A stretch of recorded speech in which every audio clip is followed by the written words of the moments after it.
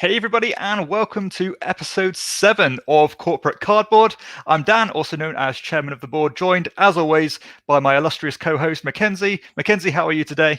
Howdy, I'm doing great. I'm enjoying a very smoky day here in Colorado Springs, but having a great time hanging out with the pup. Excellent. As always, we're going to be talking about all things board gaming, all your favorite segments we're going to be covering. And just a quick update. I know I did advertise that we're going to have a special guest today, but unfortunately, due to unforeseen circumstances, they won't be able to make it, but we will certainly sort it out on a future episode. But we will carry on regardless, and we're still going to have a good time here. So let's jump in, as always, to our first segment, which is what we've been playing. So Mackenzie, if you want to start, what have you been playing since the last episode? So recently we just moved into our house. So we are finally able to get that side game library out, and we've been playing all sorts of games. But there have been 3 games in particular that we've been playing a lot of and just trying to figure out all the facets. Now, the first game that we've played has been Imperium Classics and Imperium Legends. So I know that you did not really enjoy this one, Dan, not really your style of game. This one to me, though, seemed like it was a nice take on not only a deck building system, but also something like Empires of the North. So the Portal game. And that's what this really gave me a big feel of. It's a game where you play as a civilization and you have your own deck, and it's your job to kind of figure out the way your deck plays and to take cards from this common area and build your deck and kind of supplement your deck to score the most points, as well as to finish in a reasonable amount of time. And you're kind of racing and competing against all the other people at the table in order to kind of prevent them from taking specific cards, as well as pushing yourself forward. So overall, my reception of this game is extremely positive. First off, the artwork is absolutely incredible, but how is the game?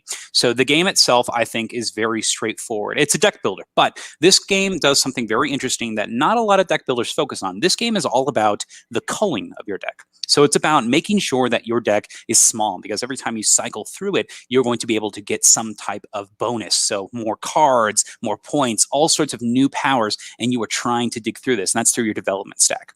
So the more that you go through your deck, you kind of transfer from barbarian into this civilized station, and the civilized nations generally are going to have stronger abilities.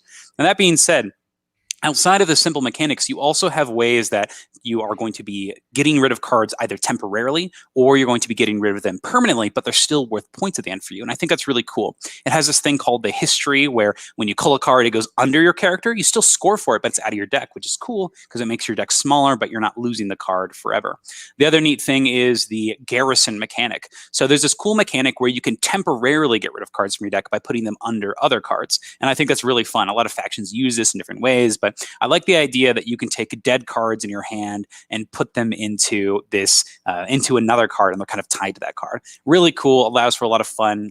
Some of the factions, like the Arthurians from the Legends set, they'll be able to use that in really interesting ways. So having a blast with all of the different factions. It's one that I love going in and exploring. Both of the sets, Classics and Legends, have cool things going on. But if I were to recommend one of them, I'd probably recommend Legends. I just think some of them are way cooler. Like the Olmecs are extremely fascinating. The Arthurians play in a very different way. And then they also include some more basic factions as well in the Legends set. So I'm having a lot of fun with this. It's one that after I play, I just want to keep on playing. And it's a blast. So I'm having a lot of fun with this. Dan, what are your opinions? What were the things you didn't really like on this? I know you pulled your video from your channel. So yeah, what were you thinking? This, as you said earlier, this wasn't for me. I did find the actual initial learning the rules quite grinding, and it wasn't just connecting with me whatsoever. It wasn't resonating. And when I started to play it as well, I feel the same thing. Summary where I felt that there was a lot of similar mechanisms with different keywords. And I found a lot of the rules quite fiddly and a bit finicky, if that's the right word for it. But I'm aware that there's a huge fan base for this, and a lot of people love these kind of games. I know someone like yourself really enjoys these card-driven style games. So I thought it'd be a bit unfair of me to release a video when I know this just isn't my kind of game, and it's more of a personal thing rather than an objective kind of review of the game, if that made sense. But how did you find the rule book and learning the game and actually getting it to the table? So my rule process is pretty different than a lot of people's. I normally watch a playthrough video first, and then I read the rule book, and that made it really easy to learn. The gameplay is pretty straightforward. The rule book has a lot of exceptions, and if you just kind of skip those, then it teaches you the core game, and that's what I was focusing on. And then based on the faction you play, then you can look at the exceptions. So I found the rule book not too hard. But one thing I didn't mention in my overview of the game is this has a really cool part of it where a lot of Civilization games have this, like through the ages, where if you play a card really early, you're going to use that card like forever, like the whole game, right? But it kind of feels bad to play it because you only have limited actions. So on your turn, you're like, oh, is it worth playing it right now? But it feels hard to make that choice right at the beginning. But when you do, you feel way better that you played it like, 20 turns down the line once you've like, used it so many times. So I really enjoy that. And this gives me that feeling of that tense decision in the moment, but seeing it pay off like, years from then. It's cool.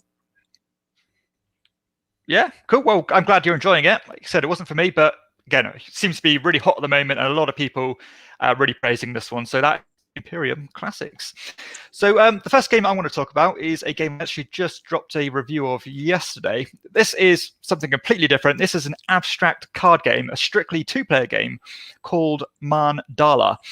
Now, Mandala is a strange game. This has a weird feel to it, and it's quite unlike anything I've played before. So this is I suppose it's card driven. So you're actually playing cards into either this center area, or you're playing them on your side of the table. If I can get a picture here we go.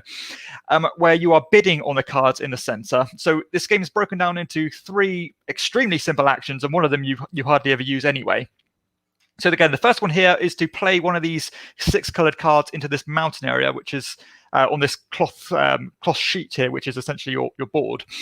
And when you do that, you get to draw cards. The second action you can do is to play on your field area, which is like this area here, which is essentially used to bid for the cards in the center, or at least to get first choice into acquiring these cards.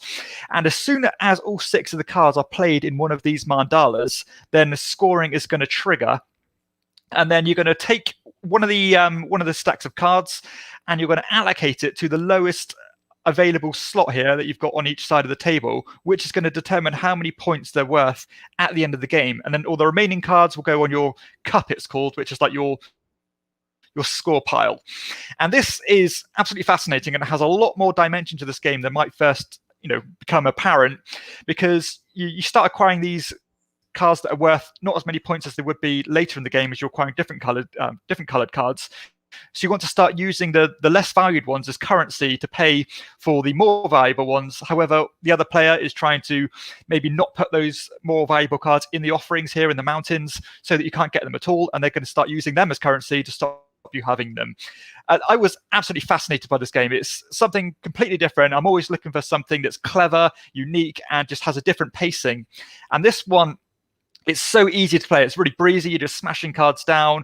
However, everything you play is meaningful. This isn't a game go through the motions and just hope it works out for you. You do have to plan quite carefully what you're going to do in order to build up to those more valuable cards. So yeah, an absolutely fascinating 2-player game, and I'd heard some good word of mouth about this one, and actually getting it in practice completely superseded my expectations, and it is fantastic. Have you heard of this one, Mackenzie, or heard any? I have heard of this one, and I've heard lots of variations on this one, like Mandala Stones, but I didn't realize how neat it looks. Like you described, it hits all those spots, right? Easy to play, meaningful decisions, but nothing that's too overbearing. How's the game time in this? Is it only 2-player? It is only 2-player, and the game takes around 20 minutes to play. And I think I mentioned in my review, this probably has one of the best depth to time ratios I've ever seen. If you think of something like, I don't know, maybe Hanamakoji, I think it's way up there in that kind of category. This one is as good as a game like Hanamakoji, and has that depth, that nuances, that kind of just cleverness that a game like Hanamakoji has. And I'm absolutely blown away, and certainly going to be a candidate for one of my kind of surprises of the year. So yeah, massively impressed. That is Mandala. High praise. That's awesome. I'll have to look into this one. Once again, 2-player games are something I rarely get to play, but if it's something that's that quick and has that much, thought into it, that sounds like a great game to play, while people are waiting to arrive for maybe a game night or something like that. So exciting. Awesome. Yeah, definitely. I mean, I'm completely in the same camp as you. I rarely play two-player games, and additionally, I rarely play abstract games. This one's both of those, and it is amazing. Wow. Fantastic. All right, so what do you have on the docket next, Dan? What are we talking about next? Do you want to go into your second game? Sounds good. So the second game that I want to talk about today is a game that I have come back to. So this is one that I wanted to try all the different modes. This is Solomon Kane. So it's a Mythic Games game where you're playing as these spirits that are kind of guiding Solomon in order to make the correct decision, as in the evil decision in order to solve some type of problem. So you don't actually play as Solomon, but you kind of follow him through his story and guide him along the correct and courageous and pure path. Now, the game is very interesting where there are 3 different ways to play it. You can play cooperative, you can play solo, or you can play in a 1 versus all mode. And the one that I wanted to give a specific try was that 1 versus all mode. In this mode, one player plays as the actual darkness. So it's their job to kind of pick the cards that are going to be used to combat Solomon, and they're going to kind of guide the different creatures on the board, as well as use some of the dice that the enemies, as the good guys, have used. So it's kind of interesting. So generally in the game, you'll be rolling these dice.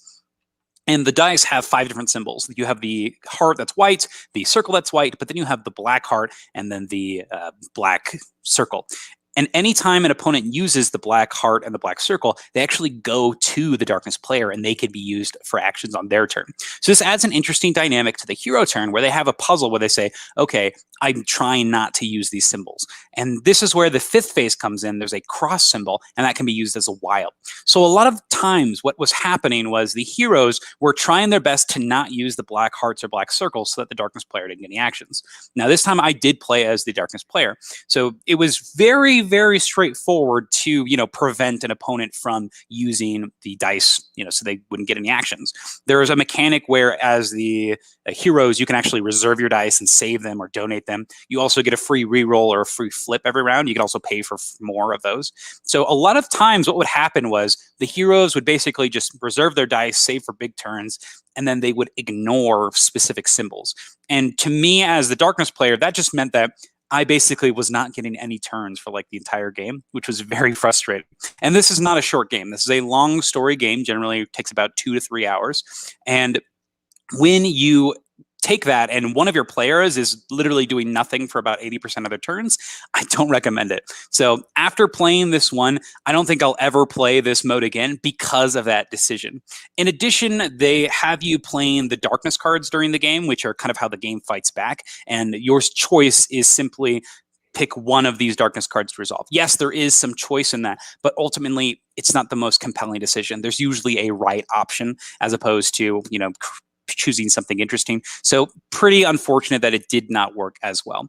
Now compare this to a game like Nemesis, where Nemesis also has that 1 versus many mode where somebody can play as the aliens. That mode is so cool because every card is multi-use. In your turn, you're simply playing one of the cards in your hand and you can save them. So there's a lot of more choice, a lot more agency. And I think that's really neat. It replaces the phase of the events with that player taking action. So unfortunately, I would not recommend Solomon Kane for a 1 versus all mode, but I definitely wanted to kind of report my findings here because I don't think a lot of people have played it that way because, it was originally made as pure co-op.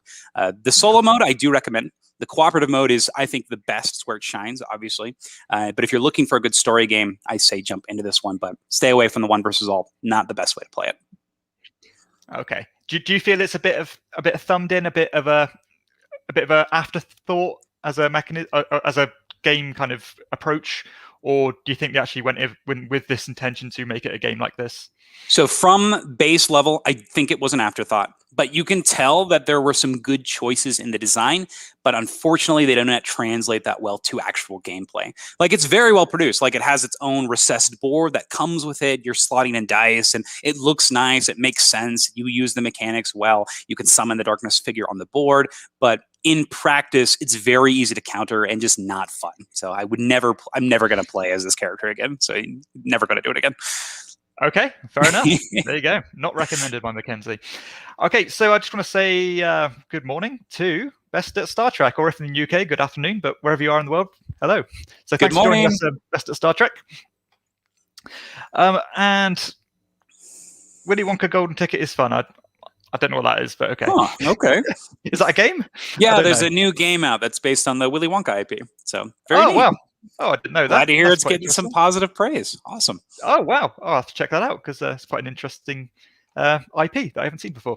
Okay, so the next game I want to talk about is something that's polar opposite to Solomon Kane. This is a very light and breezy game. This is a game that's getting quite a bit of hype at the moment. This is a game called Meadow. Now, Meadow is a relatively simple game, as I said, as you might be able to tell by the artwork here. It's a very cute game, has some amazing production, some great striking artwork. It's a 60 to 90-minute game, which is kind of one of my issues here. A little bit too long, but essentially this is a game where you are trying to collect these cards. And when you collect these cards, they all have these signs or symbols on, which almost act as prerequisites to buying future cards from this massive grid of cards that you can draft from. So as you can see here, you've got all these different animals and things and different landscapes. And on the left-hand side in this arrow symbol is all the symbols you need in order to play this one. However, when you play this card on top of one of the existing cards that you'll need, it will cover up the symbol below it. So it is a constant game of shifting and changing which symbols are available to you at any time, and you're always reacting, trying to get the most points and playing with the optimal move for you. That's pretty much the depth of the game. There is some other things as well where you're trying to race to get to a certain symbol before the other people do. However, the way you do things is quite interesting. If I can find a picture, that is. The actual way you acquire these cards is by plugging these little cardboard tokens into these notches on this board, and all these cardboard tokens will have numbers on them, determining which card you can actually draft. So let's say have a look here. So yeah, some might say 2 in, which will mean that you can take either 2 in from horizontally or vertically. And as you're spending these, then you're obviously giving them up. And once you've spent them all, then the whole new round starts. But additionally, these tokens not only determine which cards you can take, on the other side of them, you plug them into the main board, which will give you like a bonus power, such as being able to take these road tiles, which will let you build additional cards, or let you draft any card on the board whatsoever, and things like that. So a very simple tableau builder with some amazing and gorgeous aesthetics.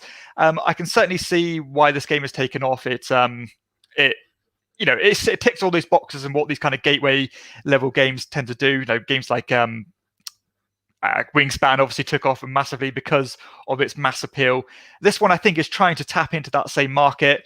I don't know if it has the legs as Wingspan did, but it's still a pleasant experience and something that I'll probably play a few more times before seeing if it's going to stay long haul or not.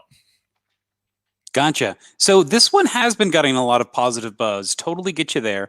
I'm curious to know what you think. Like, I saw your rating just now. Do you think that the gameplay is a little lacking? What's your overall, like, why is it not as high as as I'm expecting for something like this? I don't know if it's more of a personal thing. So out of every type of game out there, the games that I struggle to rate highly, or I kind of hesitant to rate highly, are the ones that fit in that middle ground between being very light and pretty heavy, which is normally my go-to. Now I've rated it a 6.25 here, which I think is above average. At least for me, I'm quite harsh when it comes to rating games, to be honest. But I just think it's lacking that extra step. I think if it had one extra layer, one extra mechanism to ramp it up, I think this could just flick that switch to take it into that kind of 7+ category. But at the moment, I think the reins are held back just a little bit, and I just want a little bit extra for me to take it to that next level. Gotcha. Are there any expansion plans for this, or is this all we're getting from Meadow? I have no idea at the moment. I know it's fresh out the box, so I imagine if it's been relatively successful, then there's going to be an expansion. I'm assuming there's going to be expansion material, and I'd be surprised if there wasn't. Gotcha. But totally agreeing with the chat here. The art looks fantastic. Totally agree with Michael here. So this seems one that I'd like to give a try. It sounds like it has some interesting mechanics going to it. Let's see what it's like. Yeah, absolutely. Meadow looks good, but also boring. I could be wrong. Okay, fair enough. Yeah, it's pretty simple. I mean, if you like your heavier, more involved games, then this is probably I use it personally to bridge that gap. I play it with my girlfriend. I bought it with my girlfriend in mind. and she enjoyed it. And while it might seem very straightforward and simple to us more seasoned gamers, there were some things here that that wasn't normal for her, and she didn't find it as autoplay as we would. So it certainly is going to be a big market for this, and there is people who it's going to intrigue. Gotcha. Okay. Once again, seems very light, but it seems like it has its audience, and the nature theme is strong, right? And artwork is beautiful, and that's definitely going to be inviting. Yeah, absolutely. That artwork is phenomenal. Sounds good. Oh, it looks like Michael has a question for you. Oh, okie dokie. Let's have a look. Okay, let's see what Michael said here. So Michael said, would this be considered entry level or midweight? Because Wingspan was presented as an entry level, but has some midweight elements. Yeah, that's completely cool. Completely true. And I would say this pretty much fits that bracket. I wouldn't introduce this to someone who hasn't played any games at all. I certainly would not do that. But I would say this is comparable to the Wingspan weight, maybe even a fraction lighter. So yeah, that's my thought on that, Michael. Thanks for the question. Sweet. So let's go ahead and talk about my last game. This one is one that I had been apprehensive about playing for a long while.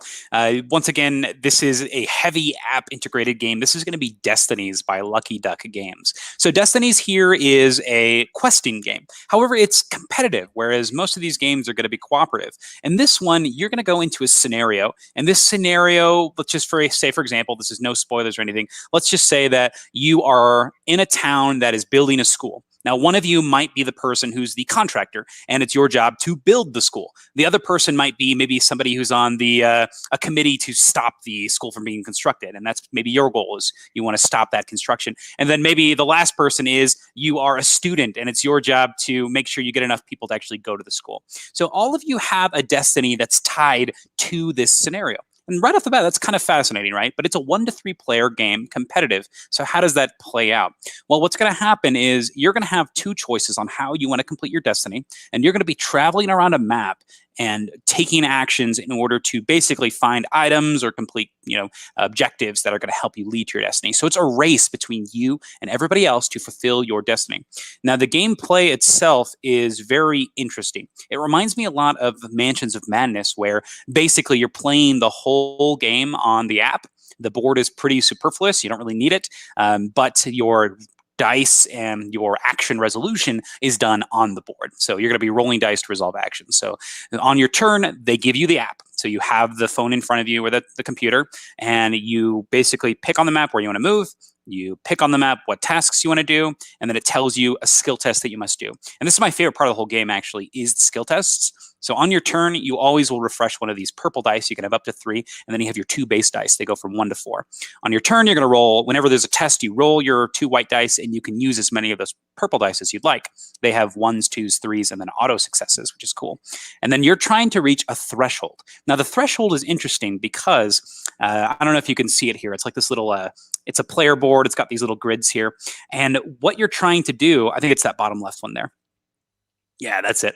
So here, you're going to be trying to reach a specific number. So if you look at that blue one there, their little top markers are on the 5 and the 7. That means on the dice that you roll, if you get at least 5 on the dice, that counts as 1 success. But if you get 7, it counts as 2 successes. If you get all the way to 11, that's 3 successes. So you're able to kind of, based on how well you get, you're going to get a certain number of successes. But every time you get a level up option, you can move any of those counters. So you can move that first counter to the left. That way, you're succeeding on 1s and 2s, but it's going to be harder for you to get multiple successes. Or you could move the second counter and move that down, or the back counter. So maybe you just move the 11 down to the 8. So if you get a 5, 7, 8, you get 3 successes instead of higher. So it's kind of interesting. You can kind of manipulate your odds here to increase your chances of success for different stats.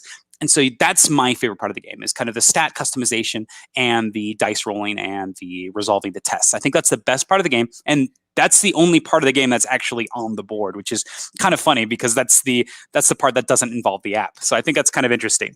Now, the game itself, you're basically just going to be resolving tests over and over and over again until somebody has satisfied their condition. And once somebody satisfies their condition, that person kind of gets their end game, their destiny.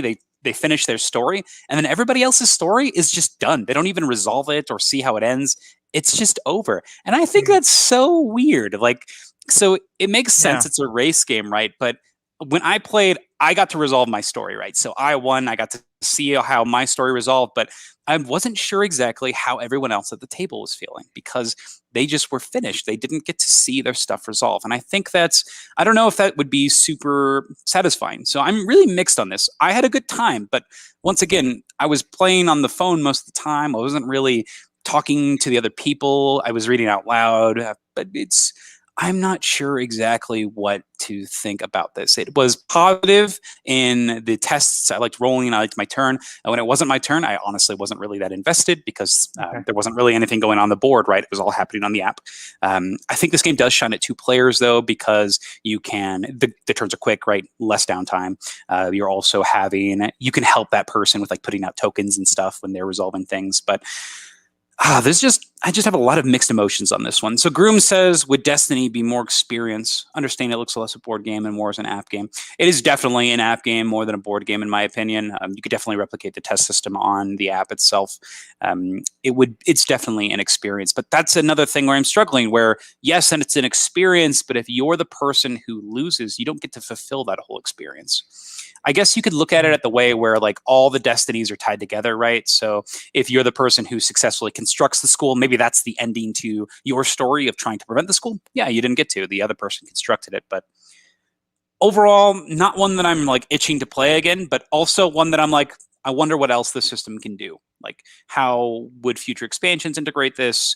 Are they just going to make the tests harder? Is it going to add any more differences? It seems very straightforward in what it's doing. So I'm curious to see what expansion content might look like for this game and if they could make the system more involved on the board. Because once again, it reminds me a lot of Mansions of Madness, where you are working on an app and that's facilitating your actions. But whereas in Mansions, you all finish the story together, in this one person is the clear winner and they get to resolve their story. So I don't know. Is this one that you've been interested in? Anything you've heard about this one? What do you think, Dan?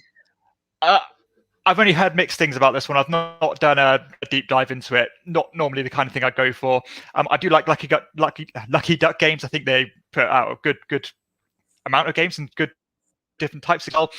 And am I right in thinking they're bringing out another game of this kind of system that's comparable? I know it's been very often compared. Is it Divinus? Is it Divinus? Yes. So Divinus is, from what I've seen of the game, it looks more board centric. You're actually doing like Carcassonne tile placement, and then the app like resolves events. So that one seems more like something like a storybook would, incorporate in a game, where it's not going to be the whole game on the app. This one, you're on the app like the whole time. That's where the game is. Yeah. So the board is more set dressing. Okay. And to answer Michael's question, he's saying, assuming you enjoyed Mansions of Madness, how does the app integration compare? Because I've only heard very good things about Mansions of Madness, the app. So is this up there with that? I would say that both of the apps are basically the same, but I think like in their quality, like the app is great. But once again, Michael, this is going to make this game a video game. Like, I mean, whereas the board in Destinies is set dressing. You don't need it to play. You can literally just play on the app. With Mansions of Madness, I would say that you could probably do the same thing, but I would say that's actually not true, because in Mansions of Madness, you can like set up barricades and block doors. You're actually watching the miniatures move around and they can chase after you. You can actually draw a path and you'll be picking out routes that you want to go. So I would say that the app integration for both is wonderful. They work extremely well. The apps are great. However, I would say the board is actually more useful in Mansions of Madness because, it actually matters where people are. And some things will not be tracked on the app in Mansions. That would be my 2 cents on that. Okay, cool. So mixed emotions for Destinies. All right, so the final game I'm going to talk about is a game that's not my own, actually. It's belonging to my friend, who I believe is in the chat. This is Smartphone Inc. This is a game I've wanted to try for a while. This is normally something that I don't go for in terms of its theme and stuff. I like my medieval, my Arthurian style games. This one is a more modern theme, obviously, about making smartphones. And this is an economic game, but an economic game with a difference, as it is wonderfully streamlined. This is such a breeze to teach and to learn. 60 to 90 minutes. Again, 2.76 out of 5. So relatively easy to teach, pretty straightforward. However, the depth here is quite fantastic. There's a lot going on, and obviously the idea here is to make as much money as you can by producing these smartphones. You're trying to undercut your competitors when you're fighting in the same markets to try and sell your phones before they do. However, if you choose to invest in certain technologies that they don't have, then you can afford to ramp up the prices because they're not competing with you. You can just end up selling them at maximum profit. And I love this key system in the game, how you're actually determining your actions. We have these grids of these different icons, and you're basically overlapping them to determine which icons or which actions you're going to take. But for every icon you overlap means you're going to produce another phone to sell. And I was so impressed with this one. You're breaking into new markets. As I said, you're choosing your prices accordingly, depending on what other people are doing. You're investing in new technologies and giving yourself powers that nobody else has. I was so impressed with this game. It is a joy to play, and again, some real good depth to rules ratio. And I thought it was great. I was really impressed by Smartphone Inc. Did you play this one, Mackenzie? I have. So this is a good one. I like it. I agree with a lot of what you said. So my favorite part of this game has to be the initiative order. I love that decision of if you are selling your phones for cheap, yes, you're going to sell those off the shelves, right? And you get to go first for everything, but you're getting less points on it. And I think that's so interesting. I love that decision. I love that's going to push you first in getting technologies, with getting your different production lines out. I love that concept. It's so good. This one to me, though, is very group dependent. This one in particular, once you make that initial reveal showing your actions for the round, you pretty much can tell what everybody's going to do. And once that happens, based on the people you're playing with, they could definitely take their time and, add some real AP to being like, okay, these are all the options available to this person. How can I cut this person off? So it's interesting. And the way that it's streamlined, it provides an opportunity for people to overanalyze, which I think is so interesting because the game is built to be fast, right? But based on the group you're with, they can really slow it down by analyzing every option because everything is public, right? It's all open information. So there's no hidden things to offer any surprise except for that initial reveal. So a little mixed on here on that, but the mechanics are so solid. I really like this one. Yeah, absolutely. Yeah, you are right there with the potential for AP. I did have, guilty myself, I had a few moments where I was just, what do I do here? And I spent a good 10 minutes trying to map up my symbols when everyone else was just waiting for me. So apologize for that. But yeah, really great game. And happily play that again. That is Smartphone Inc. Okay, so I'm glad you enjoyed that one. Yeah, absolutely. So just going back to a bit on Destinies. Bruno has said he's not opposed to technology in board games. He thinks anything he can do to enhance player experience is valuable. I generally agree with that. I know some people are dead set against it. I'm very circumstantial. And I suppose you're in the same camp from what you said earlier. I totally agree with you, Bruno. I think that apps can be amazing. My favorite ones are anything with narration, like playing Tainted Grail with the app. Oh my gosh, it's so nice because it'll read the story to you. You don't even have to open the book. Oh, it's so good. I love that app. That's so good. And he said here, that they're using his phone in the Chronicles of Crime 1400 come out of the experience. So interesting if that's 1400 game or Chronicles of Crime in general. I don't know. But I think it works okay for Chronicles of Crime, to be honest, but each to their own. Okay, so I think that pretty much wraps us up for what we've been playing.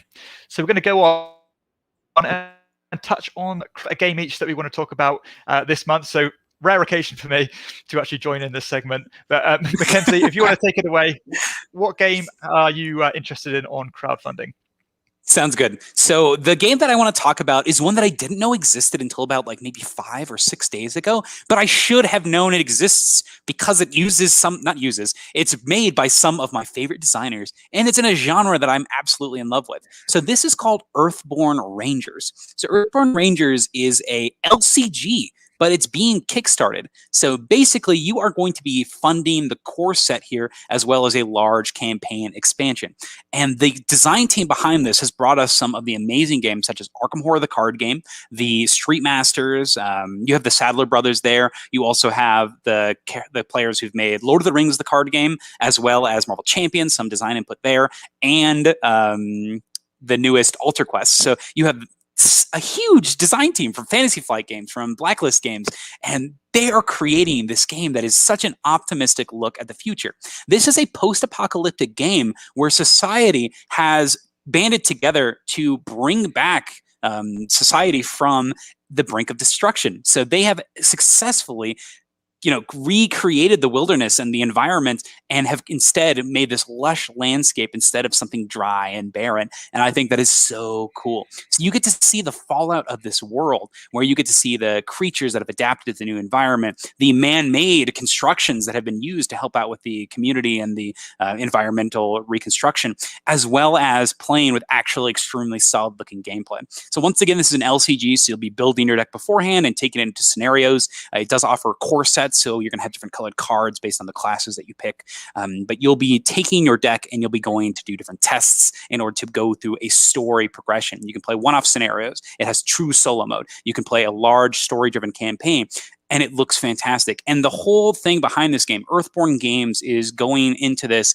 saying that, hey, they're going to be focusing on sustainable board game construction. So not only is the game supplied by an amazing group of designers, has incredible artwork, it sounds like very promising gameplay, but it also is going to be created sustainably, where they're not going to be doing any waste, and the rubber is going to be natural rubber. They're doing things in a way to not create waste. And I think that is so cool. It is obviously going to increase the price, because that is not the most cheap thing in the world to do things sustainably. But I think it's a very cool step in the right direction, especially for a game with this pedigree. So very excited for Earthborn Rangers. Didn't know it existed. And if some of you are interested in this, I say go take a look at it. Once again, that design team is so solid. Like, I'm so excited for this. Like, oh man, I hope it's so good. I really do. Fantastic. Yeah, it looks really nice artwork. I mean, I love that kind of really polished style. Yeah, it looks top notch in terms of visuals. But yeah, I didn't know much about this one myself either, but certainly doing quite well. Made over £200,000 on Kickstarter already. So yeah, go check it out if that's your cup of tea. Okay, so I also wanted to talk about a game that is actually a reprint of an older game by this is actually an older, I forget who the designer is actually. Is it?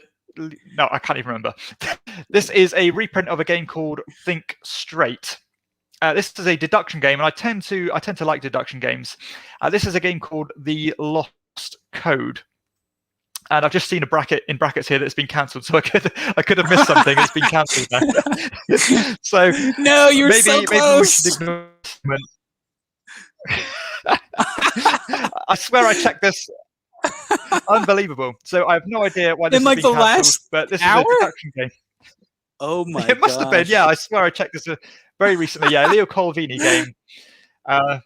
Well, okay, so maybe we're moving swiftly on, but I have no idea why this has been cancelled. Maybe they want to change something and revamp it and relaunch it again. But hey, it's a cool looking deduction game that had really bad production issues in the original version. It's been revamped by Mojito Games. So if you like deduction, then maybe check that one out when it launches. Hopefully it launches again. I have no idea why it's been cancelled. So we'll leave it at that. Oh no. Unbelievable. Well, if Right. you want to talk Okay, about something, so- it looks like the comments are lighting up with comments about your Smartphone Inc. game. Okie dokie. So yeah, Mike Cross, who actually is the player I played with. Crossy's a good friend of mine, and he bought this game when we went to the UK Games Expo. He said it's high praise, and he's looking forward to trying to play accounts. Absolutely, yeah, it was good fun. And Groom says smartphone sounds really good, but design pushed me away. Maybe I'm wrong. Okay. Honestly, Groom, I would recommend you check it out. If you're on the fence about it, like I was as well. I don't know why I didn't pull the plug and buy this one. Maybe because of the theme, but yeah, the gameplay is rock solid. Yep. Okay, so let's move on then. Speaking to Groom, oh my bad. So you're good. You okay? Speaking to Groom with player counts, sorry, not Groom, Mike Cross with player counts. It's good at all player counts, particularly if you get the expansion, the update pack. It has a board that plays specifically for 2 and 3 players, as well as the 4 or 5 player game that is played in the base game. They are so good. I would recommend it at any player count now. They did a great job with making those fixes. Oh, wow. Okay, I didn't realize that. Okay, so let's move on to some news then. Only a couple of bits of news here. So I just want to talk about a game being released. I suppose maybe we're a bit late to the party here. But this is a new announcement or a new game being released by Alexander Pfister. This is a game called Boon Lake. So Boon Lake is going to be his big game of the year, his big involved strategy game. Last year was Cloud Age, I suppose. The year before, did he release anything else last year? Was it just Cloud Age? I think just Cloud Age. He also released that small roll and write last year, Monster Expedition. Ah, yeah, true, he did, yeah. And then it was Maracaibo the year before. Maracaibo the year before. Yeah, and then was it Blackout, and then maybe, I don't know, maybe that was a few years ago. But this one, again, I think he's certainly getting a massive momentum in terms of people looking forward to Fister games now. When something's announced, it tends to blow up because I think his games are generally right up alley and something I tend to enjoy. This one has a kind of a stranger theme, and I think he's maybe playing it a bit safe on this one. I know he got some criticism on Maracaibo because of the whole, I don't know, political landscape, I suppose. He's gone for something a bit different here with people trying to build a little community together. You're trying to get resources, all the kind of standard Euro stuff. I will try get a picture up here. I think there's been a pretty distant picture of the board, and it certainly looks pleasant. This is going to be his big game of the year. It's going to be another 2-hour game, and hopefully it's going to be as good as the other ones. So artwork by Clemens Franz as well. I didn't realize that. The cover itself looks fantastic. I think the weight here is probably a preliminary one, 3 out of 5, but I imagine that's going to change. So it says here from the little synopsis, with a group of pioneers, you have left civilization behind to settle along the shores of Boone Lake, a long-forgotten region inhabited by humans long ago. This unexplored area beckons you. Become a part of a new community and commit yourself to the common good. So the things you're doing here are exploring landscape, building houses, settlements, raising your kind of livestock, producing materials and developing infrastructure. All those things sound great to me.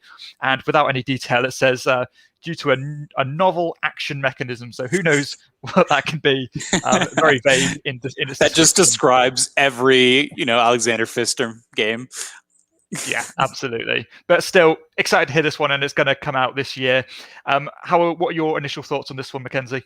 My initial thoughts are I pre-ordered this as soon as it was announced, as well as it came out, the announcement came out the same day as the Maracaibo expansion. So Capstone Games put both of those on their page on the same day. So I was like, oh, this is awesome.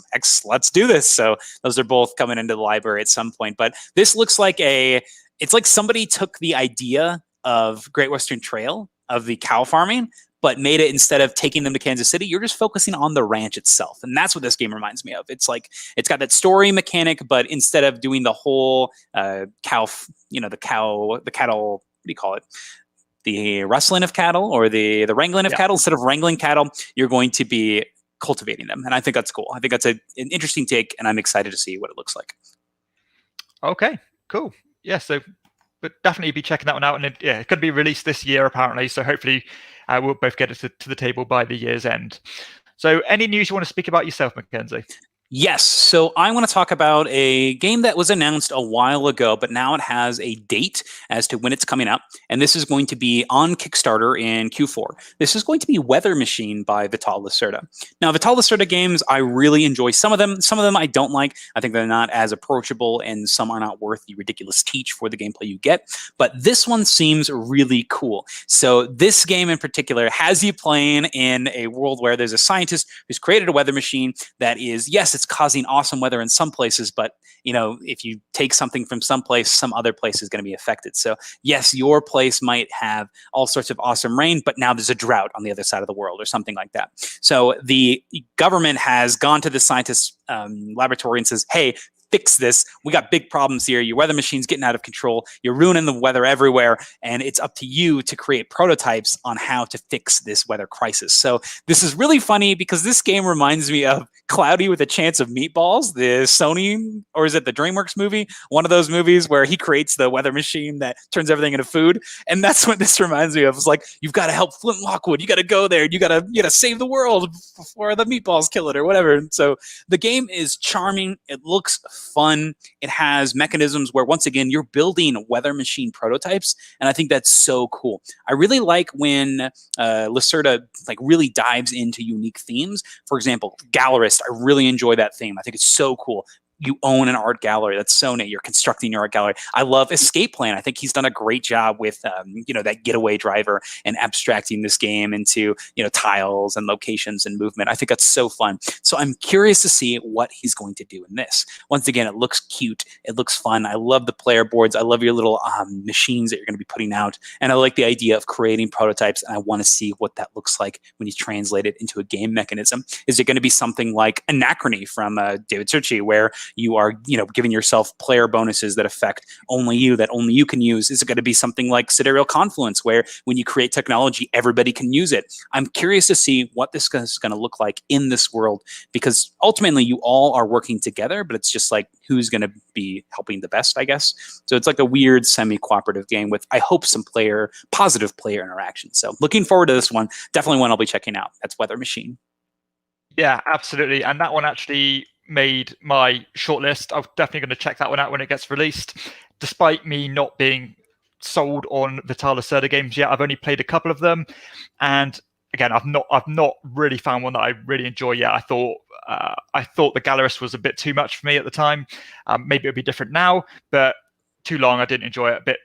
I think we've discussed it before. Rules for rules' sake, and Mercado de Lisboa was very held back compared to a normal Vital Lacerda game. So I've still got hope, and I still want to dig deeper into his designs, because maybe I'm going to find the one for me. And certainly from an ideas perspective and the concept, Weather Machine might just be that one. Okay, cool. So that's Weather Machine, if you're not aware of that one yet and you're a big Lacerda fan. So, okay, let's move on then to component appreciation. So this is where we talk about a particular component, a card, whatever you want in a board game that you particularly like, and we'll discuss why we like it. So I've already got the page loaded up, so I'll move straight into mine. And mine's a bit of a novelty one, and it's I think it's an idea of when a component is done well. And this is the boards, or the player boards, from a game called On the Rocks. So On the Rocks is a very simple game about trying to make cocktails. It uses this Mandala system, and you're trying to put these different marbles, which kind of depict all the different ingredients, and you put them onto your player board to make these cocktails. I will say the game itself is very straightforward, very basic, but as you can see here, the actual boards look like little cocktail menus, and you actually fit the marbles onto these different slots, filling them up. And once they're all done, they look absolutely fantastic. They're top quality in terms of their production, has a real deluxe finish, and you know what this game's about. Everything just works. You fit all the ingredients in the cups. You've got the shot glasses. You've got the more kind of longer cocktail glasses.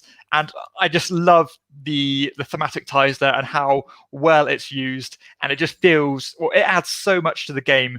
I think it's just really well done and a really great production choice. So that's the cocktail glasses, or the menu board of On the Rocks. So the real question is, are the white marbles ice cubes? No, I tell you what though. The dice are like ice cubes. So if I look here, if it loads up, there we go. Oh, how fun! Oh, that's awesome. So that attention to detail is fantastic. So yeah, I love the production choices in this game, despite it being pretty mediocre. So that's my choice of the episode, is the menu boards of On the Rocks. Excellent. So my component that I want to talk about today is from a new release. This is from the Marvel Champions card game, and this is for the new hero pack, War Machine. So War Machine is he's who's his name? Rhodey from the MCU, as well as Marvel Comics. But the reason I think this card is so funny is because of the MCU film. So in Avengers: Age of Ultron, there is a scene where they're all at a party and they're having a good time, and War Machine is telling kind of war stories about his War Machine times, and they've taken the best line from that and turned it into flavor text on War Machine, and it's very simply, boom, you looking for this? And I think that is so funny, because my wife and I, we say that all the time to each other just for fun. Whenever we're, can you go find this for me? And I just drop it at him and say, boom, you looking for this? And I think it's so funny that they took that line, and that's his flavor text on his card. And it's just going to be great when we play with the character and we get to say that. I'm so excited. I'm thrilled to just continuously run that catchphrase to the ground. I'm so excited. So really funny. War Machine card. Boom. You're looking for this. It's so funny. I love it. Fantastic. So 2 very different choices there. The War Machine card from Marvel Champions and the menu board from On the Rocks. So let's move on to the next segment, which is This or That. So this is when we take 2 different things in the board game space and we compare them with one another and decide which one is best. So last episode, I believe we discussed whether Kickstarter exclusives are a good thing or not a good thing for the hobby. I think I took the camp that I was pro Kickstarter exclusives because I like the extra and additional incentive to actually back something in the first place. I know, Mackenzie, you took the approach that you maybe thought this was a kind of a FOMO kind of thing, and if people feel the pressure of not being able to get everything at once and be negative. So you still taking that standpoint? There's so many positives and negatives to this conversation as a whole. They're really, I'm really torn. For me personally, my selfish opinion, I don't like them because sometimes it's hard to get them. And that just means that I'm paying an inflated price for things because whenever I buy something, I have to make sure that I have everything for it. Everything in our library is fully expanded, so we got to make sure that we get everything. But this one in particular, it's a very selfish opinion. I understand why it's good for crowdfunding, though, with the potential to actually get people to back it and get a project funded. So, there's definitely positives and negatives to this. But as you can see, the crowd believes they're going with you, Dan. They think that Kickstarter exclusives are good for crowdfunding. We even particularly have a bunch of comments here that kind of dive into why they think they're good. I think Colin Elliott does a great job here. They're good for crowdfunding, but they suck for people that got into board games late. And that's where I came in. I know that like Rising Sun, Blood Rage, Zombicides, a lot of these big CMON games that have boxes of extras, you just couldn't get them. And that really sucked for me because I was having a hard time trying to find these things. But he also agrees that the letter game style is also interesting where you get a discount. And that might be an exclusive price, which, may fall in that category, but not necessarily exclusives themselves. Okay, so yeah, pretty decisive on the side that they are a good thing, but I can see both sides of the argument. But there we go. That's the result. Nearly 80% in favor of Kickstarter exclusives. So I can't see them going away anytime soon. So the next question we're going to ask for the following episode, where we'll put a poll out there, is we're going to compare 2 games that I know we're both big fans of, and I personally consider them 2 of the Mount Rushmore of filler games, the absolute must-have essential games, and just absolutely outstanding. So we're going to compare For Sale and Biblios. Now, this is I think this is a discussion that's discussed again and again. I've heard it on loads of different platforms, which one's best. So I'm interested to see what our audience thinks of this answer. What is your initial thoughts, Mackenzie? So I just did a video on my top 10 filler games, and those 2 were my number 1 and my number 2. But I'm actually going to say that I personally think that out of those 2 games, I would rather play Biblios. I think that For Sale is definitely the more approachable of the games. It's quicker, it's faster, it's easier to get to the table. It's very fun, very streamlined. But I think Biblios has more decision space, in my opinion. You have lots of different choices that you get to make, hidden information, things that only you know, and I think that is one of its biggest strengths. It's so streamlined. I love the way the scoring works.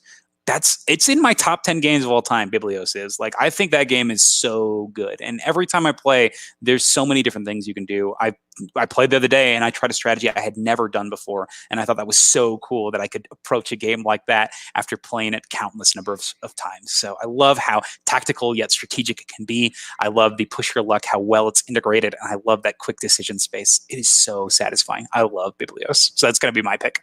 You, Dan? Yeah, I mean, I completely agree. It's hard to find fault with any of these games. I think they're both nigh on perfect for what they are, and I couldn't think of any way to improve them. I could go from one way to the other. I think generally, though, if I had to choose, I would choose For Sale, because it's so much easier to get to the table. Not like Biblios is hard, but I think once you've taught For Sale, that barrier is just completely smashed down, and anybody will play it any time from then on. And you'll always find, this is one of the first games I had in my collection, And even today, whoever I played this with still says, let's play for sale. It's a go-to game. Always get out. Everyone knows how to play it. And it has almost limitless replayability. So you just do that game, and I don't know why. It's just so fun every single time. But Biblios, in the same respect, outstanding. Just so much game in such a short time stamp. But again, if I had to choose between the two and I had to get rid of one, I would keep For Sale. So yeah, I think it's going to be a really good one this time. So it'd be interesting to get your answer. So if you're watching, let us know which one do you prefer. Crossy said here that For Sale is the ultimate filler game. I describe it as that all the time. It truly is the ultimate filler game. So again, whichever one you prefer, let us know, and we'll put the poll out there and discuss the results next time on the show. So let's move on to the next segment then. So a good one to ponder over for next episode. So let's move on to mechanism appreciation. So Mackenzie, which mechanism do you want to talk about this time?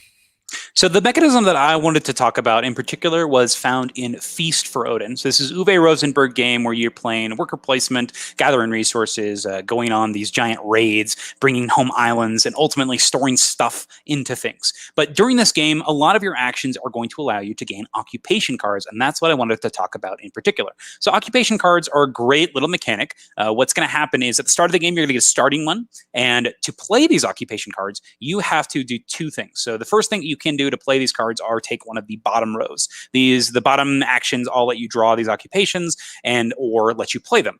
The other thing that you can do is you can play 4 characters on a single space, and when you do that, it lets you play one of your cards for free. So not only are you getting a busted action, but you're also playing one of these occupations. So what do the occupations do? They give you very small bonuses that can be used multiple times, or they give you one-time bonuses that you can use right away, or they give you an effect that you can use forever. And I think that's really fascinating. So right off the bat, there's a bunch of different types of these occupations. There's lots of different routes, and generally they're going to affect an aspect of the game. They might make you better at going hunting in the mountains. They might make you better at going on raids. They might give you ways to trade goods into other goods. And I think that is so cool that during the game, you're going to be accumulating these cards, playing them out, and you have lots of choices here on how you want to proceed. Do you want to collect cards that are going to, put you down a specific path, and do you want to keep playing those? Do you want to just play a whole bunch of these right off the bat to get you a bunch of abilities, but kind of set your engine back a little bit? So you have lots of choices with how you want to proceed. Now, the other cool thing about this is if you draw a card you don't like, you can literally just get rid of it and trade it for points. You can always use it for something, and I think that's really nice that you're not forced into a specific strategy. So there's always at least some reward that you can get. So I really enjoy this. I think it's so fun, and I think that the biggest strength that these occupation cards have is that it kind of ties back to what we were talking about in Imperium Classics. If you get one out early, yes, you took some time to play that card, but man, that payoff is going to be huge later because you're going to keep getting those little bonuses here and there, and it just feels so satisfying when you're like, at the end of the game, you're like, oh yeah, I get this, this, this, and this, and I love the different routes that it can take you on. The game's already huge, but having cards that kind of narrow and specific your focus by incentivizing you, I think is awesome in a giant big game like this. So I really like the occupation cards in Feast for Odin, and it's fantastic. Have you gotten around to playing this one yet, Dan? Or you still haven't tried? I haven't. I'm trying to get my hands on it. It's out of print everywhere in Europe, so I'm waiting for a reprint. And as soon as it comes in reprint, I will buy it. Simply because you've been praising this game since we started collaborating, and it's got to that pitch now where I need to buy it. I need to play this one, and it's a definite buy for me. So really excited to try it, but I can't do it at the moment.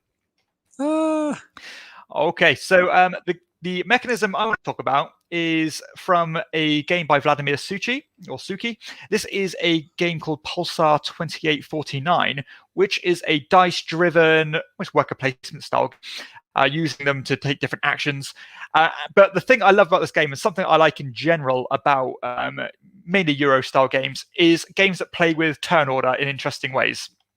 This one does it in one of the best ways that I've seen, where whenever you're drafting dice to take actions, you actually are shifting up or down a track depending on the pip values that you've taken. So you can take the really powerful high-level dice and go one way on the track, or you can take the lower value dice and go the other way on the track. However, when you go higher on the track, you are I've actually forgotten what I'm doing here. So if you go one way, I believe you end up losing points, and if you go the other way, you go first, but obviously you've got the lower pit value. So, and actually you get to take both actions at once rather than waiting in turn order. You might be able to explain this better than I have, Mackenzie. I've made a bit of a botch of it. But yeah, I love that key mechanism and that initiative order and how these dice, or the extra layer of thought decision when actually drafting a dice in the first place.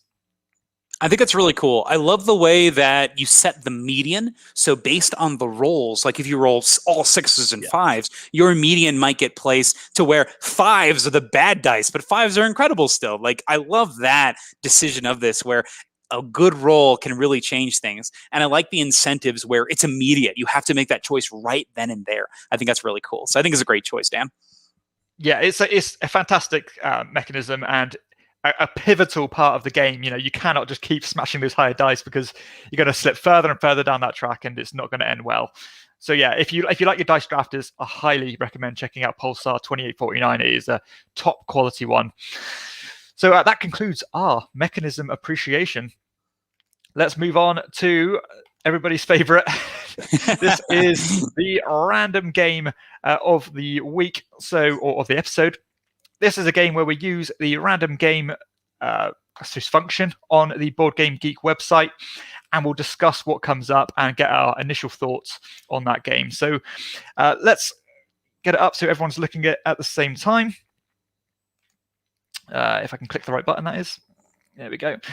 So here we go. What are we going to get this time? Is it going to be a good one? Is it going to be... I think it's going to be something completely random, maybe even homemade. Okay, let's have a look. So we've had Pokemon the last time. We've had some handmade ship game. We've had lots of different things. Oh, this time we have 5-0, a 2013 game by Chaffee Shack Games. I've never heard of. Oh, and Game Crafter. It's Game Crafter. It's homemade. Aha! There we go. It's homemade. So it's a day in the life of the Fuzz. So I'm assuming you play as a police officer in this game. And Mackenzie, do you want to read the little synopsis and see what we've got here? Sure. So 5-0 is a card game with a humorous approach towards society's finest. The boys in blue. Collect cards to form units of different types of cops. Solve crimes as they pop up with specific units you have gathered. Watch out, there are action cards also that can change the police force you have so diligently been recruiting. You never know what will come up, just like in real life, on the beat. So I assume that translates to there's some take that in that as well. So sounds like you're trying to gather sets of police officers to go and take out stuff. So maybe contract fulfillment? What do you think? I don't know. So let's have a look at the artwork here. So real kind of, cartoony style. Mm-hmm. Yeah. This looks like one of those typical take that style games. There you go, domestic disturbance. Yeah, turning up to these different events and see how you can deal with it, I suppose. It looks like on the bottom it says solve this by doing something specific. So maybe you need maybe a person that works in the domestic service department to go deal with that, or I don't know how cops work. So I'm not really I don't really know about this. So not my area of expertise. Nope, and who knows whose it is? It's one of those games. It's a Game Crafter. I think these get a print on demand. So you go to the website, you choose the game you want, and they print it out. And so if you want a game about being a police officer, then check out 5-0. Have you ever used Game Crafter before, Dan? No, I haven't. No, I've not even had a look at it. No, I don't really know how it works. I don't know if there's kind of I don't know how intuitive it is, if there's any good games on there at all. I have no idea how it works. I've not really felt the need to be honest. So have you tried anything on there? Is there any good little gems on there or anything? I have. So they actually have a lot of good supplemental material for games. So for Kingdom Death Monster in particular, they had a whole set of extra tokens that you could use. And I found those extremely useful. So I actually ordered a set of those, and they come like cut from wood. So they were laser etched. So that was really awesome. And then the other things that they have that I've been interested in maybe trying is they have Terraforming Mars randomizers. So instead of playing with the boards where the boards have like their milestones and awards like stuck on the board, you can use these and randomly pull out the the milestones. And so that way each game you play is different. So I don't know how that'll work with the balance of the game, which is why I've been kind of staying away from it. But it sounds interesting, and it sounds like a cool way to bring in some life. So a lot of cool fan-made expansions, a lot of cool supplemental content, and like Hot Fuzz here, 5.0, you could get games printed on demand, which I think is a really cool service. I think that's awesome. If there's a game you want to try, boom, there you go. Just like Mike Cross says here. Oh gosh. Forget Feast for Odin. It's time to buy 5.0. Absolutely. Everyone loves police officers. That one's in stock. Okay, there so yeah. Okay. Does it breach any kind of copyright rules or anything that if people are just releasing games for their favorite designs or titles? I don't know if that's a bit of a fine line they're walking. I think it's like, you know how you could find those like DVDs in like the bargain bin, like instead of Disney Frozen, it's like the Ice Princess. It's kind of like that. It's like Red Planet colonization game upgrade. Like it doesn't tell you that it's actually Terraforming Mars upgrade. It's like, oh, Black World creature game, like something like that. Okay, so it's just completely implied, and you can just assumed what game it is. No problem at all. Okay, so this week's random game is 5.0. So let's move on to our next segment, which is why is this in your collection? So this is a segment where we discuss each other's collection or pick out a particular game and whether we think that's a bad game or we've heard bad things about it or just want to know more about it.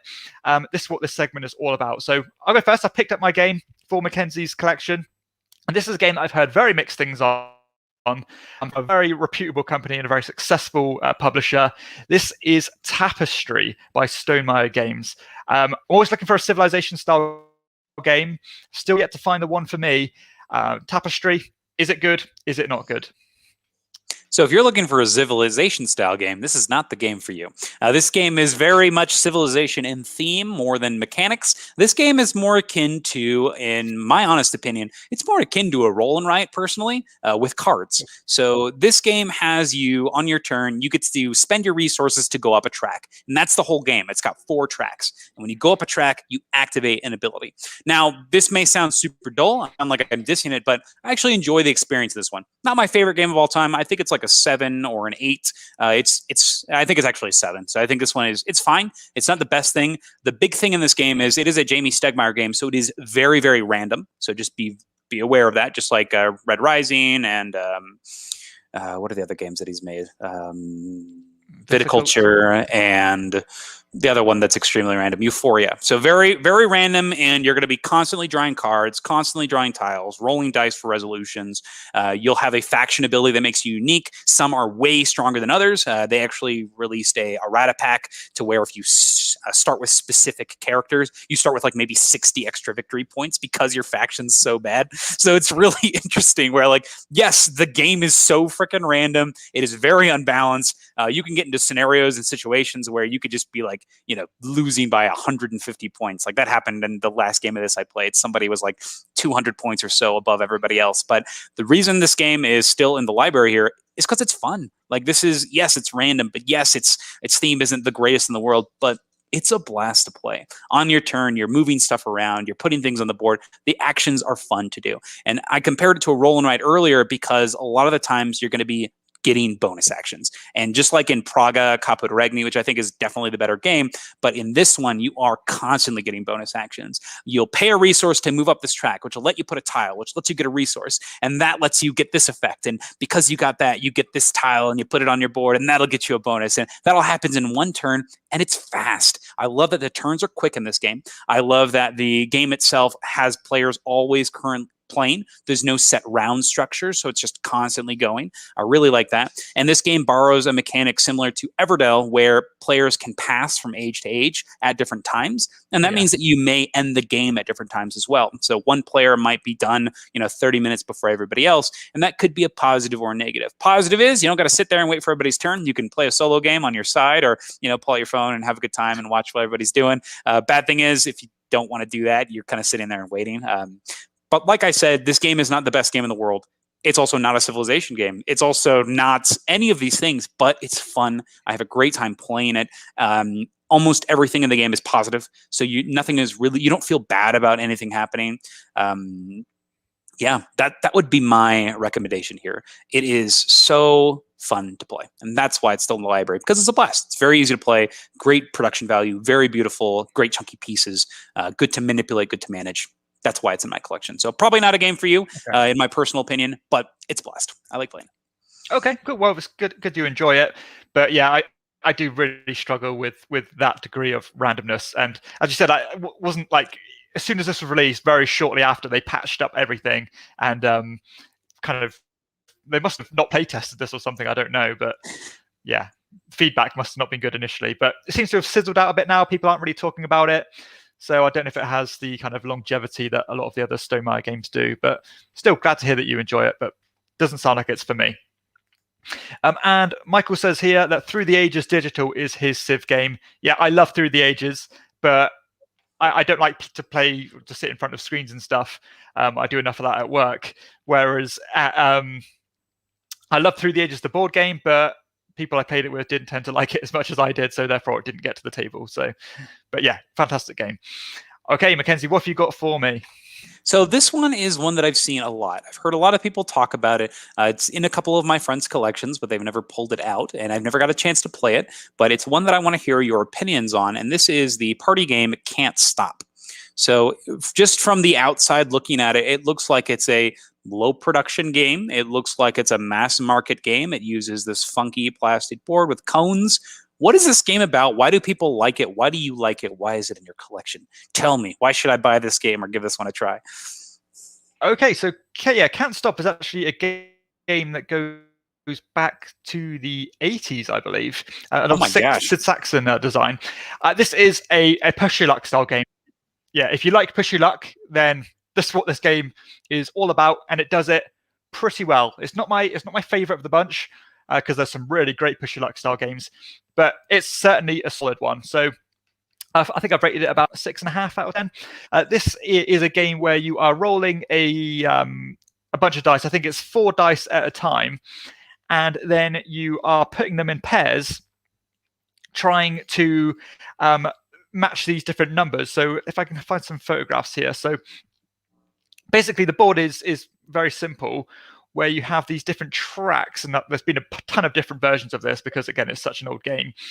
And the kind of more common rolls, like the 7s, for example, and the 8s and the 6s, you've got to climb a lot longer on these tracks to get to the end.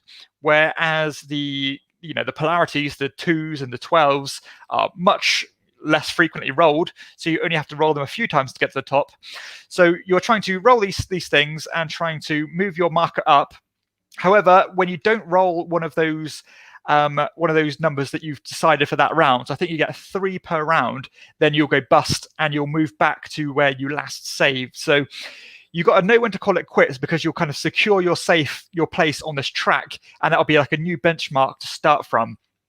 But I think why this one would stay in my collection longer is because with a lot of push your luck style games, you don't have the race factor. This one, the race is almost as strong as the push your luck. So if you're really far behind, you've got to keep pushing and pushing and pushing. You might lose it all and go right back to where you were, but sometimes it's just worth that extra thing. And I think the name is so fitting for this one, because it does have that feeling of wanting to keep going again and again and again. I do think the game has some issues. First off, that the turns can be quite long, that you're waiting for your turn to go round again. So once it's someone's turn, everyone is just sitting watching that person take their turn until they decide to stop. And of course, if you're playing with 4 players, then that's going to be quite a few people's turn before you get to go yourself. So I think that could have been improved upon. Well, considering this is 40 years old, it's kind of quite harsh to critique that way. But yeah, comparing it to more modern games, this one certainly stands up, but that slight issue just keeps it from being right up there for me. But still, a really solid pushy luck and racing game that anybody can understand, and it certainly has that that tension of rolling the dice one more time. Do I do it? Do I not do it? This one has that in spades. So yeah, a really good pushy luck game that I enjoy, and I think most people would get at least some fun from this one, and it would be hard not to enjoy it, I think. The way you describe this reminds me of the game Farkle. Have you ever played that? It's like a classic dice rolling game, very similar to what you described, but you roll, I think, 6 dice, and you're using those dice to score, and you can decide to stop whenever you want and collect those points. But if you bust, you lose all the points. So very similar system, but that one does not have a board. You're simply just gathering points. So this seems like they took the Farkle game and put it into a board. And Farkle has that same issue you just described, where literally everybody else is just watching you take your turn, and it can go on for a long time. And I'm not a big fan of that. I played a edition of it recently, and yes, it's a fine game if you're playing with a lot of friends and just kind of talking and not really caring about the game much, but this is probably not one I'm going to look at. But thank you for explaining to me, and I can understand why you give it a 6.5 or a 6 for your rating. That makes sense to me. Yeah, it's got that fun factor, and again, I don't think it's ever going to fall flat because it's fun, but not the best. Okie dokie. So that is Why Is This in Your Collection? So let's move on to our next segment, which is the A to Z segment, where we talk about a game, a kind of lighter game and a more involved game. And then we'll discuss just why we find it interesting and why we enjoy that game. So Mackenzie, did you want to start this time? Sure. I'll go ahead and start with my lighter game. Now, this isn't my favorite game in the world. It's actually a very weird game, but it's one that I really appreciate. I think it's so interesting, so different. This is Game to Pick a Game. So Game to Pick a Game is actually my Chip Theory game. So their production quality is absolutely insane, and they're known for like their gigantic, expensive games. I recently did a list on my channel of my top 10 most expensive games in the library, and Chip Theory Games has multiple entries on that list. But this game is like $20, something like that. And it's a game that you literally use to pick the next game that you're going to play at game night. It is an secret auctioning game where at the beginning of the game, everybody writes down on a chip what game they want to play next. And you literally are going to take your tokens and put them face down onto these different games that you're bidding on. And at the very end, you'll flip all the tokens, and whoever has the most on that game, that's what you play next. And it's so weird. It's like such an interesting concept for a game. A lot of people don't like it because they don't think you need it. Just pick a dang game, right? But I think it's so funny because, sometimes you get to those game nights where everybody's like, I want to play this. And some people are like, oh, I hate that game. And so you can really see that in the gameplay here. And it's really funny where people will be like, oh yeah, I'll play anything. And then you play this game and you're like, oh, you'll play anything, but you really don't want to play that. Or, oh, you really want to play that. It is so funny. It cracks me up. So we played this recently the other day. We were at a big, we just finished moving in, right? And so we pulled this out to pick the party game that we were going to play next. And it was fun kind of seeing what, we had a lot of people playing, and this can play up to 12, I think, if you combine the two games. But it was so funny watching everybody kind of like show their opinions on what kind of gamers they were. I thought it was really neat. So for its uniqueness, I think that this game is really cool. That's Game to Pick a Game. Yeah, it's one of those things that, as you said, you shouldn't need it, but there are certainly times where you do need it. I think, fortunately enough, I think my group is actually pretty good. We kind of tend to take turns and stuff.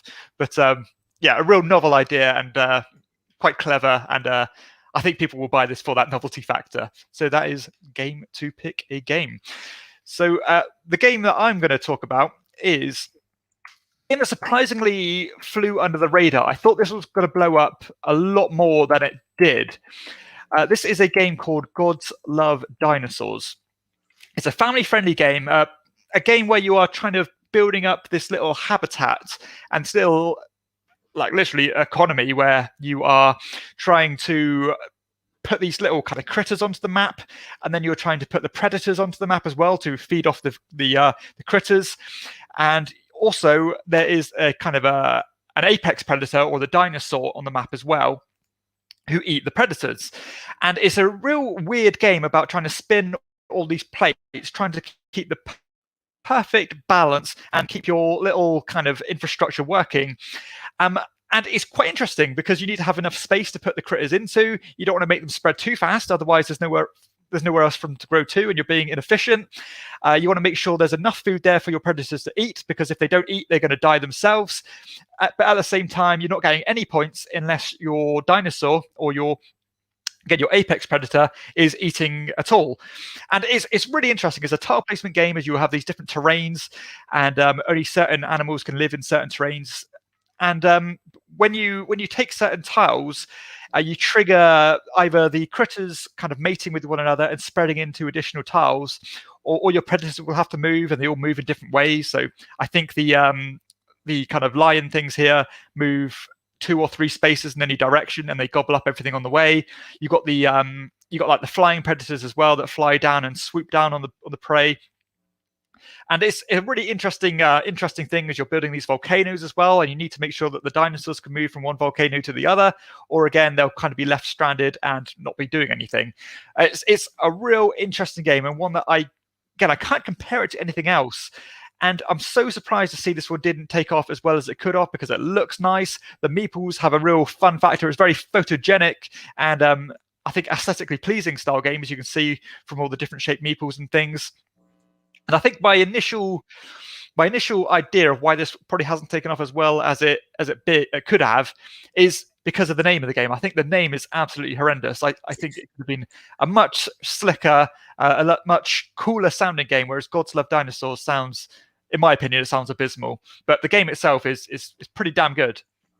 So I've actually played this one. My friend has a copy, and we played it a couple of rounds. And this is good. I like it. I think it's really interesting. My favorite, the standout for sure, are the components. I think they're adorable. The little meeples for all the different characters are so fun. And I really like how you are constantly aware of everything, to your little ones to your big ones. You got to make sure that you have room for them to grow. You got to keep an eye on the different tiles to make sure that they can produce more, and that way you can time the production correctly. And I love that ultimately you're creating this economy that you're going to have to destroy to actually score points. I really like this one. I think that's a good choice, Dan.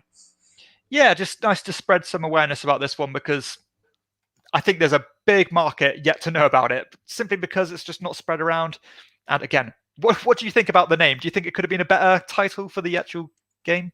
I think it's fine. I think that dinosaurs is front and center, but by looking at the name, I guess you don't really get a feel of what it's supposed to be. So I think that might have been something. So I could see why you might want to change the name. That makes sense. Okay. Yeah. So Gods Love Dinosaurs, check it out if you want a nice, interesting family weight style game. What's your heavyweight pick this episode, All right. Mackenzie? So I chose kind of a goofy one earlier, but I still think is good. But this game is one of my favorites. So this is a 10 out of 10 game for me. This is Gaia Project. So Gaia Project is the sequel to Terra Mystica. This has you in space as a faction. It's your job to terraform planets, spread out your civilization, and do your best to dominate the galaxy in a really cool kind of cooperative faction. So this is such a fascinating game to me, because it is a completely open information game. However, everything you do is going to cause something else to happen. So not only are you going to have a long-term strategy in the game, but you also actually have to act tactically based on what your opponents are doing. And I think that's so cool. It also has this really neat push and pull that's carried over from Terra Mystica, where you want to be building close to people, but doing so puts you in a situation where you're able to build in less spots. And I think that's really fascinating, how you're kind of supporting each other by building close. But my favorite thing, what I think makes this game stand out, is the tech track. So this game employs a tech track where every time you have knowledge, you can use it to jump up one of these tracks, and that's going to give you a bonus of some sort. It could be economy. It could be these one-time bonuses. It could be permanent upgrades to your range or your terraforming rating. All sorts of different options here. And the coolest thing I think they've done here is they've randomized the technology tiles and attached them to the different tech tracks. So based on certain routes you go, you may go up specific tech tracks, and each faction here is so drastically different that based on the placement of those tiles, when you start the game, you're going to want to pick specific factions that work well with this. Unlike a game like Tapestry, in Tapestry you just get 2 and you pick the best one. In this game, you're actually going to be picking the faction based on what the board looks like. Because once again, everything in this game, completely open information, no randomness at all. But from that initial setup, you're going to pick a faction that you think is going to work best based on where you are. There are also rules that you can do where you can bid on factions, because some might clearly be better based on a specific setup. And I think that's really cool that the players get to decide on this. The factions are pretty well balanced, I think, though, in this game. There have not been any major issues. This game does have a big following on it, so there's actually like lots of recorded ratings on the different factions. But I think this game does it so well. It adds new mechanism. It changes some. It streamlines some certain components to add more additional complexity. It's so good. This game is one that when I play it, I'm just constantly engaged. It does this amazing thing where in a long game like this, you might be disengaged. Not the case. In this game, the turns are so quick that you are always engaged the whole time. You can play this game for hours and constantly be excited on what you're doing. I think it's so satisfying. I love how it has that scythe board mechanism where you're putting things on the board to produce stuff. So satisfying, but I think it's done extremely good. This is one of the best games with that feeling on it. So fantastic game. Gaia Project, let it G. Okay, yeah, excellent. I mean, I know you've recommended Terra Mystica to me. I've learnt the game. I'm ready to play it. I just haven't found the time to play it yet. And obviously, naturally, these games are always going to be compared to one another. But now I know all the rules to Terra Mystica. How much shared DNA do you think there is? Like, how much of it is identical from one another? If we're talking, say, percentage-wise, 75%. So Okay. 75% of the game is the same. However, the 25% that is changed affects every part of that initial game. So the biggest changes are the tech track, the way that shipping is done, the way that range is tracked, because instead of just being next to the tiles, you're in space, right? So your range is distant. And so there's a bit of changes here. And then it also adds a new mechanic of Gaia forming, where it's like another way to terraform something without paying resources. It's kind of like pausing your resources. And that's kind of cool because it adds a new mechanic to the game that the factions can use for their special abilities. So the games play extremely similarly, though. If you like one, you're probably going to like the other one. I love both of them. I think they're both incredible designs. And the coolest thing is if you really like one, then the other game is literally just more factions for a game you already love. So I think that I hope you get to try Terra Mystica soon. I really do. I think it's that good. Yeah, it says right at the top of my list. I just need that 2-hour time stamp to get it to the table and to get it played. Cool. So yeah, massively acclaimed, successful game, and I know you love it. That is Gaia Project, a natural pick for the letter G. Okay, so my letter G pick and my heavyweight pick is a game called Gentes or Gentes. I don't quite know how to pronounce it. This one is a game I had in my collection. I have since got rid of it because it was just sat there on the shelf, not getting played. I still rate it quite highly. I put it 7.5 out of 10 here. This is it's a weird game. It has quite a lot of stuff that you'd probably expect from a kind of Euro like this. However, it does do some things a bit differently to a lot of games out there, particularly this mechanism of time where you have your own player board, but whenever you take an action from the board, from the main board, instead of putting workers onto the board, you're actually taking these tokens off the board, and they also.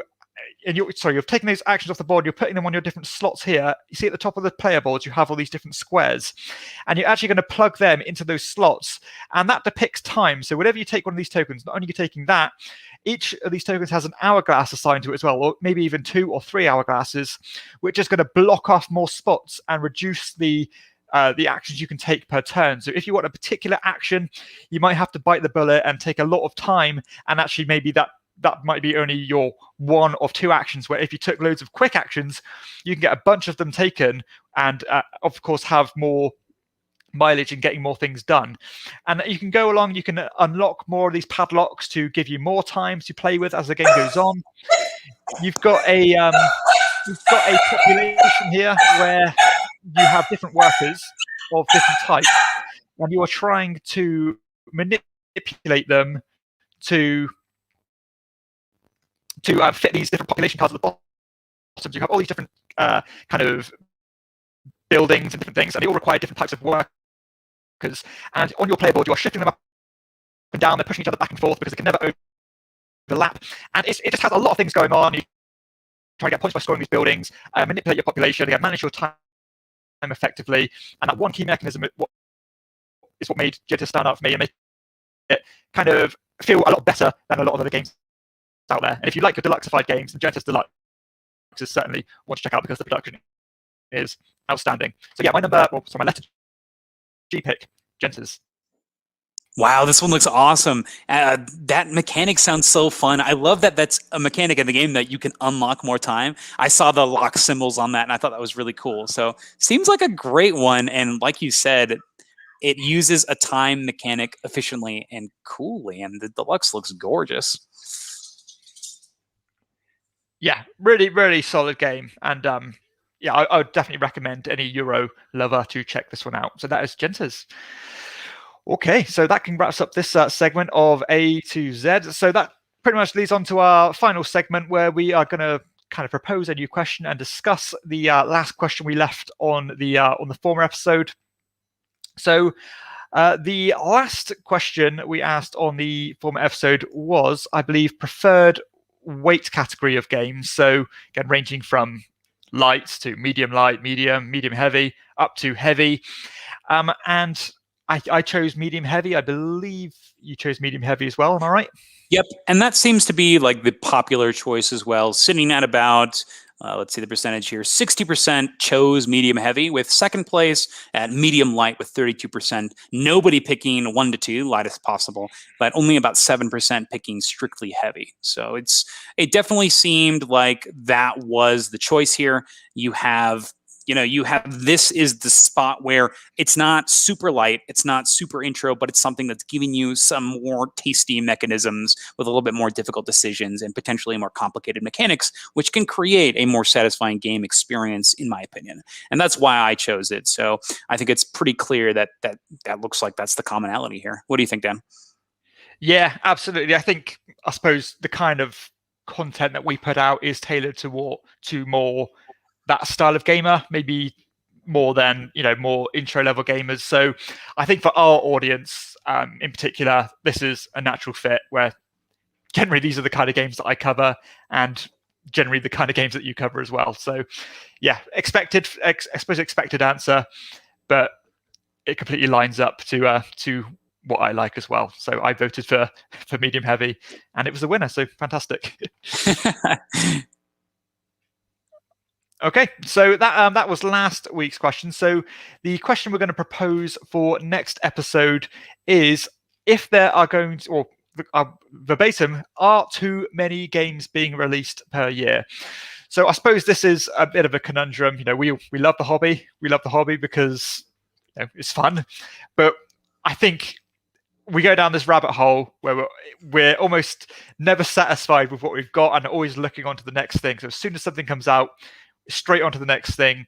And I think my thoughts are, if that slowed down a little bit, less things coming out, I'd have more time to digest and to enjoy the games already in my collection. I personally would like to see the foot taken off the pedal a little bit and to have that reined in, so I can just sit and just enjoy my collection a bit more, rather than constantly trying the new things, constantly trying new games coming out and constantly learning things.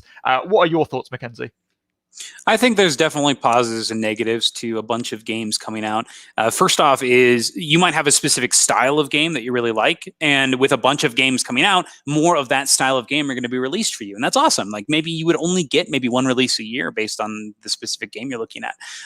But on the flip side, what if you like everything? Oh gosh, you're in for trouble, right? Because you have all of these games you got to sift through, all these reviews you got to watch. You got to see, oh man, am I going to miss this? And I think things like crowdfunding exacerbate that problem, right? Because you don't get the game right now, but you got to pay for it now. So hopefully your tastes are the same in 2 years. And oh man, on top of the retail releases. Now, I do think this was alleviated a little bit with the conventions being postponed for a year. I think we got a nice break from that for a year, where instead of getting all the releases in October and in August for Gen Con and Essen, you are getting them more, released kind of here and there, which is really nice. I think that really helped with kind of the bloat of content being pushed out at the same time. So I really like that model, actually. So I'm actually okay with the content coming out as much as possible. That many board games is fine in my opinion, but I would like it spread out like it has been.